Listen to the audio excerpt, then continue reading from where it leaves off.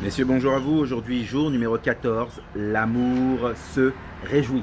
Ecclésiaste 9.9 nous dit « Jouis de la vie avec la femme que tu aimes ».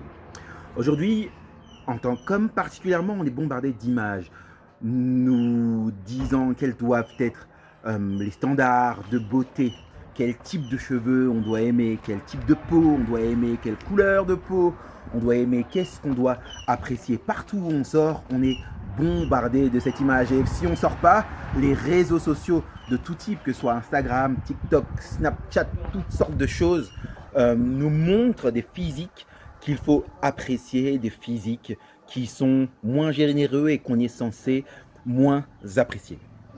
La Bible nous dit que nous sommes transformés à l'image de ceux que nous contemplons. En somme, plus vous contemplez ce type d'images, de photos et de modèles, irréalistes et très souvent photoshopés, plus vous allez les apprécier. Et moins vous allez apprécier votre femme qui, elle, partage votre vie et qui, elle, est loin parfois de ces standards de beauté. Vous finirez par être mécontent et insatisfait de votre épouse, de ce trésor que vous avez déjà. Mais il est possible de choisir, de décider vous-même de ce qui est attractif, de ce qui est séduisant pour vous.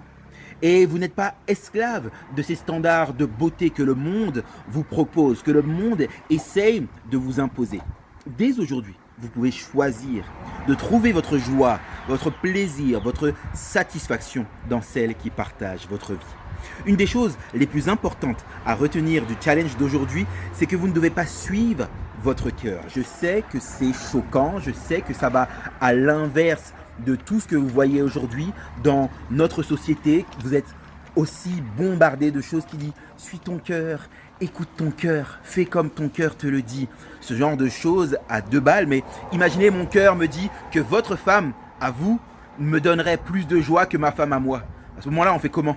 Si mon cœur me dit, ah, votre femme, à vous, me donnerait plus de joie que ma femme à moi.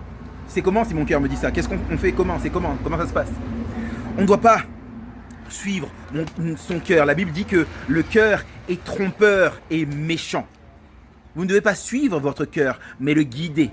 Ne laissez pas le volant à vos émotions et à vos sentiments. Mettez-les sur la banquette arrière, prenez le volant, lidez-les, conduisez-les là où vous le souhaitez. C'est à vous que revient le droit et le devoir de prendre le volant. Les jeunes mariés prennent plaisir l'un dans l'autre. L'amour est frais, jeune, plein de rêves et d'idées romantiques. Heureusement pour nous qui ne sommes plus jeunes mariés, il existe quelque chose de tout aussi fort, de tout aussi frais et plein de romantisme que l'amour que partagent les jeunes mariés. La décision, le choix de vous réjouir dans votre épouse. Nous ne sommes pas nés avec une présélection de choses qu'on aime ou qu'on n'aime pas, de type de visage qu'on aime ou qu'on n'aime pas, ou bien de type de cheveux, ou bien de style qu'on aime ou qu'on n'aime pas. C'est comme les chansons à la radio. Plus vous les écoutez, plus vous les appréciez. Et c'est la même chose. Plus vous décidez d'apprécier, de prendre plaisir dans ce qu'est votre femme aujourd'hui, plus vous allez l'apprécier. Je vous laisse écouter ce qu'on trouve dans Cantique des Cantiques, au chapitre 2, versets 3 et 4. Donc Cantique des Cantiques, chapitre 2, versets 3 et 4. Comme un pommier au milieu des arbres de la forêt, tel est mon bien-aimé parmi les jeunes hommes.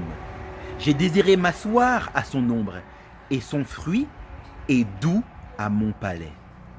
Il m'a fait entrer dans la maison du vin, et la bannière qu'il déploie sur moi, c'est l'amour.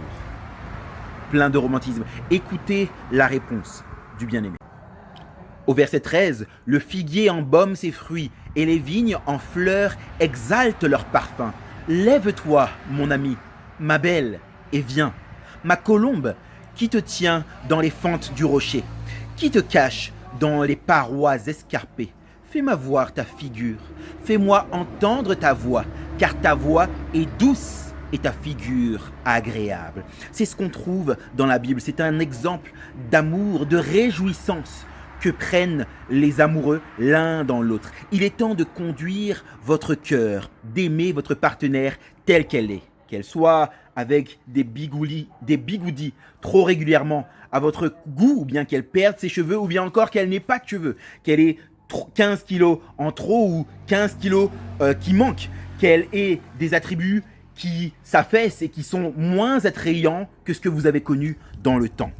Souvenez-vous qu'à un moment dans votre vie, vous avez aimé cette femme. Vous pouvez aujourd'hui choisir de l'aimer telle qu'elle est. Vous avez la responsabilité d'apprendre à nouveau à aimer celle envers qui vous vous êtes engagé pour le restant de votre vie. Le challenge d'aujourd'hui, c'est celui-ci. Merci le coq. Renoncez volontairement à une des activités que vous avez l'habitude de faire pour aujourd'hui.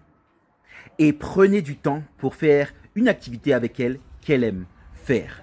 Prenez plaisir à passer du temps ensemble. Encore une fois, le challenge, renoncez pour aujourd'hui à une activité que vous avez l'habitude de faire et passez du temps avec elle à faire quelque chose qu'elle aime faire.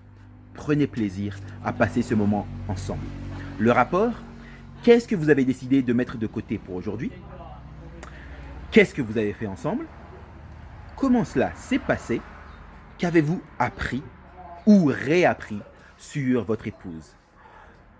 C'est super important de prendre plaisir dans nos épouses parce qu'on a fait le choix de s'engager pour la vie. Merci le coq. Et on ne va pas en rajeunissant, comme vous le savez. Donc c'est important de conduire notre cœur. Ne pas nous laisser être ébranlés par ce qu'on voit autour de nous, que ce soit dans les magazines, sur les réseaux sociaux, les images ou les critères, les modèles de beauté qu'on nous bombarde, mais vraiment de prendre plaisir dans ce qu'est notre épouse, parce que c'est cette femme-là qui partage votre vie. Bon courage à tous.